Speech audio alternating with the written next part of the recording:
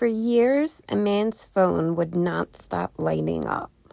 Threat after threat, new numbers, new emails, new social accounts. The messages weren't just angry, they were vicious. I hate you so much. I'll destroy your life. I'm going to burn your house down. It wasn't one bad breakup text. It was tens of thousands of messages. A nonstop digital assault that spread to the people around him. And the scariest part, everyone believed the person sending those messages was a missing woman. Because the threats were coming from her phone, her accounts, her name. So to police, it looked simple. She's alive. She's just unstable. She's the stalker. But the truth was the exact opposite. Carrie Farver was already gone. Someone else had been pretending to be her the entire time. Tonight's case is the story of how a love triangle turned into a digital nightmare, and how investigators finally proved that texts don't always mean a person is alive. Now rewind.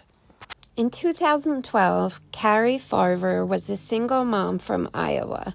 She was a computer programmer, she had a son, and the people who knew her said she didn't just vanish, ignore her family, and abandon her life. Around that time, a man named David Krupa in Omaha, Nebraska, was casually dating. He met Carrie online, and he also met another woman, Liz Goyler. Important detail, Dave wasn't married to any of them. This wasn't a hidden affair. It was casual dating. Dave's relationship with Carrie was brief, a couple weeks. But then came the night that changed everything. On November 13th, 2012, Carrie spent the night at Dave's home in Omaha. The next morning, she was still there when Dave left for work. That's the last time he seen her in person. Days went by, and Carrie didn't pick up her son like she always did. Her mother, Nancy Rainey, reported her missing after she couldn't reach her. And right around that same time, Dave began receiving disturbing texts from Carrie. Here's what made those messages feel believable. They came from Carrie's number. Their first messages sounded like a relationship shift. Carrie allegedly wanted to move in. Dave rejected it. And that is when the tone changed. The messages became angry, obsessive, threatening. At first, Dave and even law enforcement believed Carrie was alive, because why wouldn't they? Her phone was texting, her accounts were active. Even Carrie's own mom received messages from accounts connected to her daughter telling her not to look for her. So the case split into two storylines at once. On one side, a family begging for answers about a missing mother.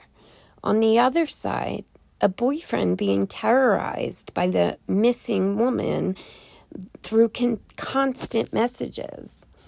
And the harassment didn't stay contained. It expanded. Dave had an ex-wife. He had kids. He had friends. And the threatening messages started reaching them too.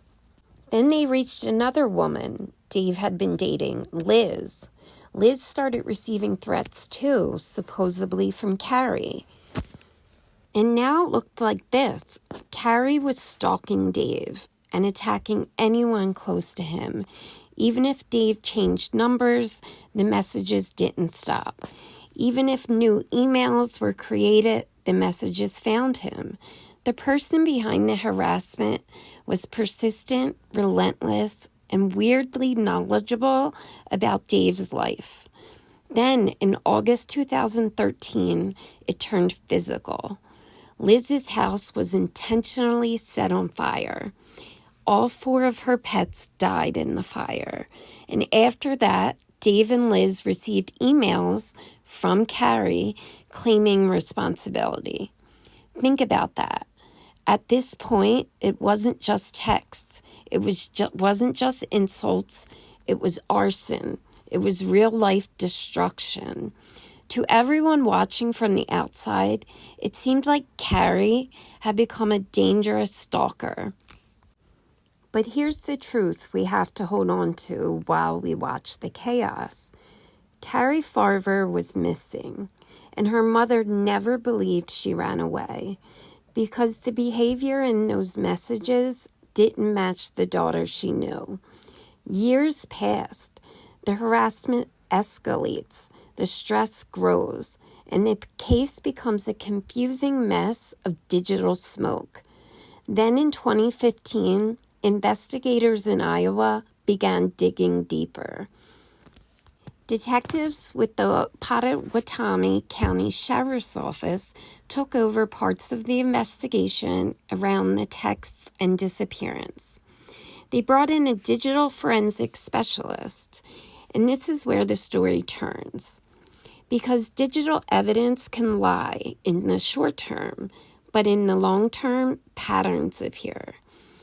Investigators started looking at how these messages were being sent. They learned whoever was behind it was hiding their trail, using digital proxies, fake emails, and methods designed to make the sender harder to trace. But they also noticed something important. The stalker was obsessed with controlling the narrative. At times, the messages would be timed to hit multiple people at once. At times, Carrie would send something, and then immediately Liz would also receive something. It looked coordinated, and eventually, investigators began to suspect the person who looked like the victim might actually be the one controlling the chaos. They identified Liz Goyler as a person of interest, but they still had a huge problem. Where was Carrie? Was she alive or was she gone? Because without a body and with Carrie still texting, the case stayed muddy. Then came one of the strangest moments of the entire investigation. In December 2015, Liz called for help and claimed she had been shot in the leg. She blamed Dave's ex-wife, Amy Flora. Liz also claimed she believed Amy Flora was the one pretending to be Carrie, that Amy was responsible for the messages, that Amy stole a gun. Investigators didn't buy it. They suspected Liz had shot herself and was trying to frame someone else. But instead of confronting her, they made a choice that changed the case. They pretended to believe her. They told her, okay, if you can get Flora to confess, we can arrest her. So Liz began forwarding emails supposedly from Amy Flora, and those emails started including details no innocent person should know. In those messages, Flora confessed to stabbing Carrie in her own car and disposing of her body. Investigators traced those emails, and they traced back to Liz. That was a massive break, not because it solved everything, but because it showed the manipulation. And while all this was happening, investigators were also re-examining physical evidence. Carrie's vehicle had been recovered about a month after she disappeared. And when investigators looked again, they found traces of Carrie's blood under the fabric covering the passenger seat. Then, during searches connected to Liz, investigators found some of Carrie's belongings.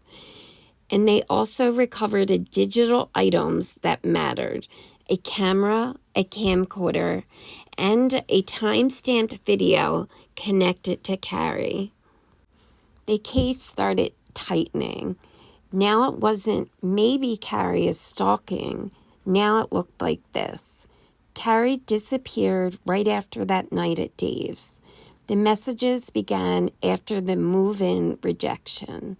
The harassment fit a pattern of control and obsession.